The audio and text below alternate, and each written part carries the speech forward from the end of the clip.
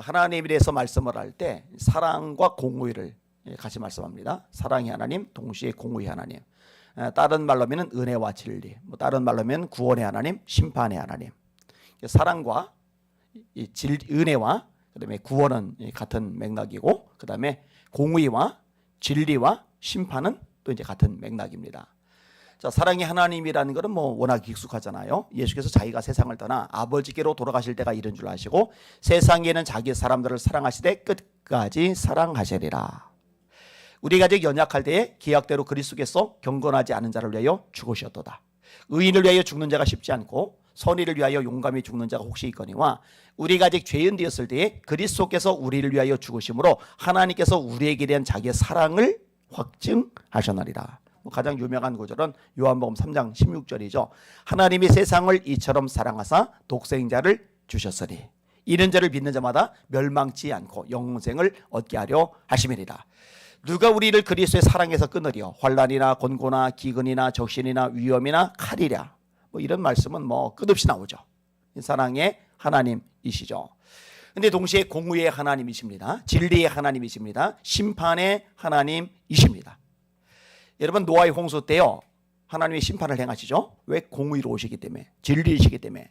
사람의 마음의 계획의 생각이 어릴 때부터 항상 악할 뿐임을 보시고 세상에 사람 지으셨음을 한탄하셨다. 이 창세기 6장의 표현입니다. 한 사람 빼고 노아는 의인이요 당세의 완전한 자라 하나님과 함께 동행하였다. 이 노아를 뺀 모든 사람들의 죄악이 너무 관영하니까 하나님이 물로 심판을 행하시는 거예요. 소돔과 고모라 땅이 왜 멸망을 당했습니까? 하나님이 공의로우시니까. 불의가 하늘에까지 사무쳤다고 성경은 말씀하고 계시잖아요. 북이스라엘이 주전 720년에 호세 왕 때 아수르에 의해서 멸망을 당합니다. 왜요? 죄 때문에. 남유다가 주전 586년 바빌론 왕 느부갓네살에 의해서 시드기 왕 때 멸망을 당합니다. 왜요? 죄 때문에. 심판하시는 하나님으로 성경은 명확하게 말씀하고 계십니다. 죄를 싫어하시는 거예요. 저와 여러분들이 가장 두려워해야 될 것은 뭐냐? 하나님의 심판입니다. 이걸 두려워할 줄 아는 여러분들 되시기를 예수님의 이름으로 축원합니다. 마태복음 10장에 예수님이 말씀하세요. 몸은 죽여도 영혼은 능히 멸하지 못하는 사람을 두려워하지 말고 오직 너희 몸과 영혼을 능히 지옥에 멸하실 수 있는, 이게 뭐예요? 심판이죠. 너희 몸과 영혼을 능히 지옥에 멸하실 수 있는 그를 두려워해라. 하나님을 두려워하래요. 왜? 하나님은 심판자이시기 때문입니다. 청년이여, 네 눈이 보는 것과 네 마음이 원하는 대로 다 쫓아 행하라. 그러나 하나님이 모든 일로 인하여 너를 심판하실 줄 알라.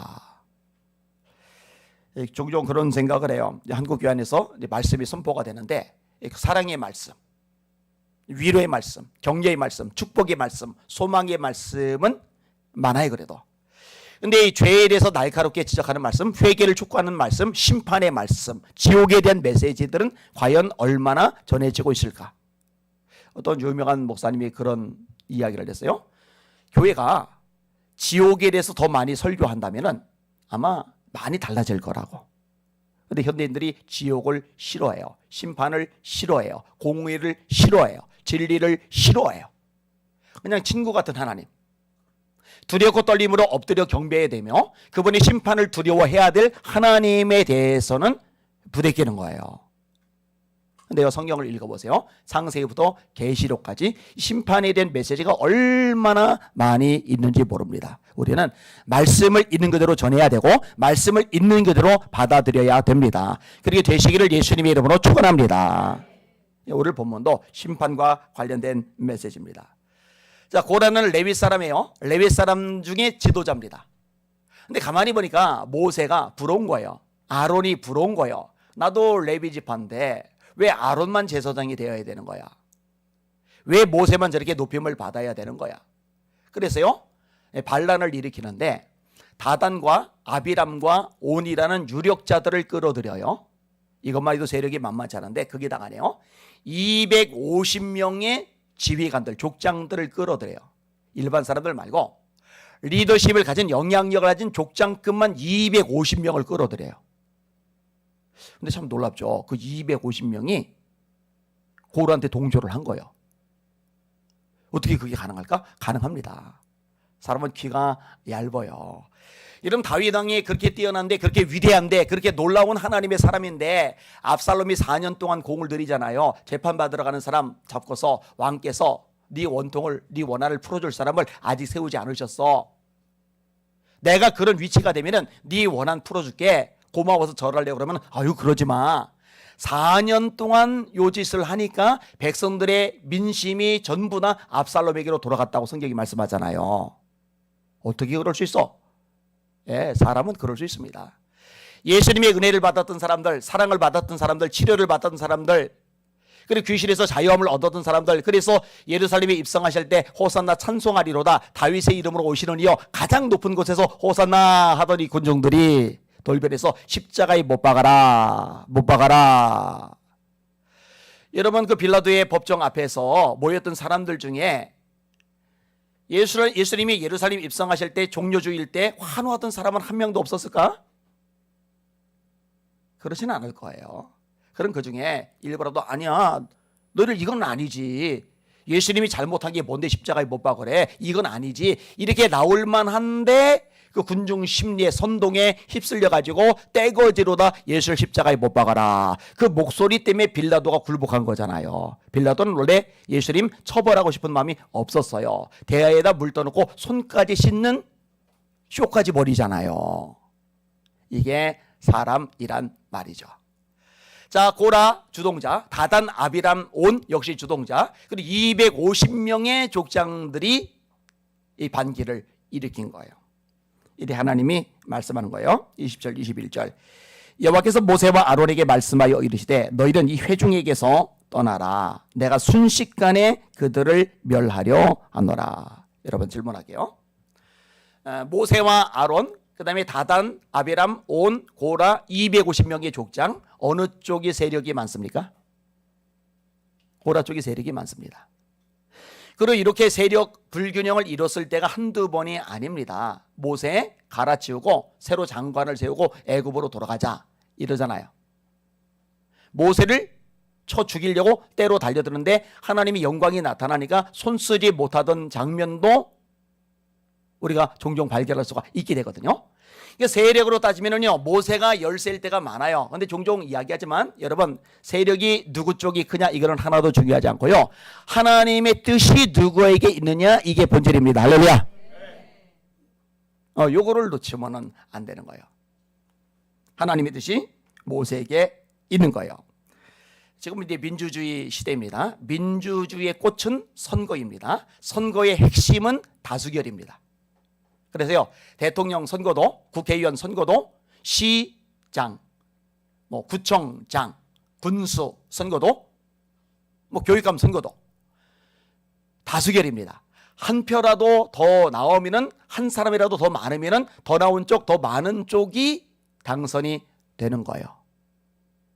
여기 이제 익숙해지다 보니까요, 기독교인들의 관념 속에서도 이런 것들이 어느새 배어 있는 거예요. 그런데 여러분, 교회는 달라요. 교회는 다수결이 아니에요. 하나님의 뜻이에요. 하나님의 뜻. 쉽게 말하면 하나님의 말씀입니다. 말씀.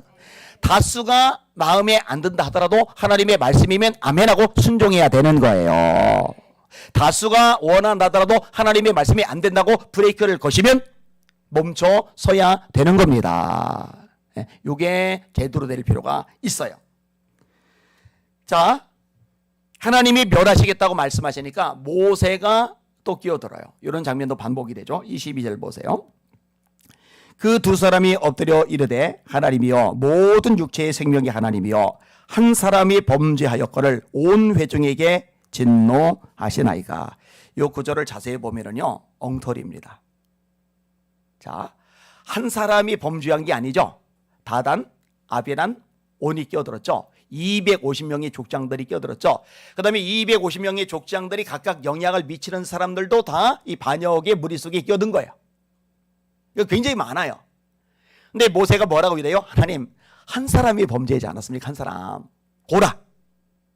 그런데 백성들 전체를 심판하시면 어떡합니까? 하나님, 그러지 말아주세요. 지금 이들이 누구예요? 모세 향해서 달려들었던 사람이에요. 공격했던 사람이에요. 비방했던 사람이에요. 모세를 깔아뭉개려고 세력을 형성했던 사람이에요. 근데 모세는요, 하나님 잘 생각하셨어요. 저 싹 좀 처리하셔서 내가 쉽게 좀 편안하게 마음고생하지 않고 이 무리들을 끌고 가나안 땅에 들어가게 해주세요. 좀 순종 잘하는 사람들, 말 잘 듣는 사람들, 협조적인 사람들만 남겨놓고 나머지 하나님 좀 손 좀 봐주세요. 이렇게 기도하지를 않아요. 매번 하나님 가로막고서 하나님 이들을 진멸하시면은요, 하나님이 이들을 가나안 땅에 인도할 능력이 없어서 광야에서 죽이셨다고 말할 겁니다. 그러니까 하나님의 영광이, 하나님의 이름이 땅에 떨어지니까 하나님의 이름과 영광을 생각하셔서라도 이 백성들을 용서하여 주시옵소서. 그러면 이게 목자의 바람직한 모습이죠. 힘들게 하고 지치게 하고 상처 주는 성도들까지도 품고서 하나님 이 영혼들 불쌍히 여겨주세요. 그래도 기회를 주세요. 그래도 하나님 이 사람 잘 잡아주세요. 이게 마땅한 모습인 거죠. 이 모세의 모습이 참 멋지다라고 생각이 되어집니다. 하나님이요, 이렇게 하소연하는 모세의 기도를 들으시는 거예요. 전체 심판을 하지 않고 이 심판을 아주 축소를 하세요. 그래서 고라의 장막에서 다단과 아비람의 장막에서 떠나라 이렇게 말씀을 하세요. 23절 여호와께서 모세에게 말씀하여 이르시되 회중에게 명령하여 이르기를 너희는 고라와 다단과 아비람의 장막 사방에서 떠나라 하라. 모세가 일어나 다단과 아비람에게로 가니 이스라엘 장로들이 따라더라. 모세가 회중에게 말하 이르되 이 악인들의 장막에서 떠나고 하나님은 모세에게 회중들이 이 고라 장막, 다단 아비람의 장막에서 떠나게 하고, 모세는 이제 하나님의 말씀을 받아서 백성들에게 너희들은 고라, 다단, 아비람의 장막에서 떠나 이렇게 명령을 내리는 거예요. 이 악인들의 장막에서 떠나고 그들의 물건은 아무것도 만지지 말라. 그들의 모든 죄 중에서 너희도 멸망할까 두려워하노라며 무리가 고라와 다단과 아비람의 장막 사방을 떠나고 다단과 아비람은 그들의 처자와 유아들과 함께 나와서 자기 장막문에 선지라. 따라합시다. 지혜로운 자와 동행하면 지혜를 얻고 미련한 자와 동행을 하면 해를 받느니라. 할렐루야.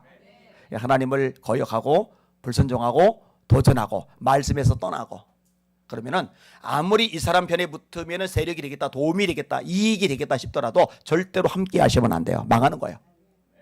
떠나야 돼요. 근데 아무리 봐도 세력도 없어 보이고 뭐 별것도 아닌 것 같은데, 그런데 가만히 중심을 보니까 하나님을 경외해야 하는 거예요. 하나님의 말씀에 목숨을 거는 거예요. 하나님의 뜻에 자기 전 존재를 쏟아붓는 거예요. 그러면은 이런 사람과는 가까이 지내는 게 여러분의 복이라는 거 깨달으시길 바랍니다. 이게 누구와 함께 하느냐가 참 많은 이 결과를 달라지게 만들어요. 뭐 이런 얘기도 성경에서 얼마든지 예시를 들 수 있지만 뭐 할 게 많으니까 이 정도까지만 할게요. 다만 하나, 한국 교회가 반드시 떠나야 될 게 있죠. WCC 떠나야 됩니다.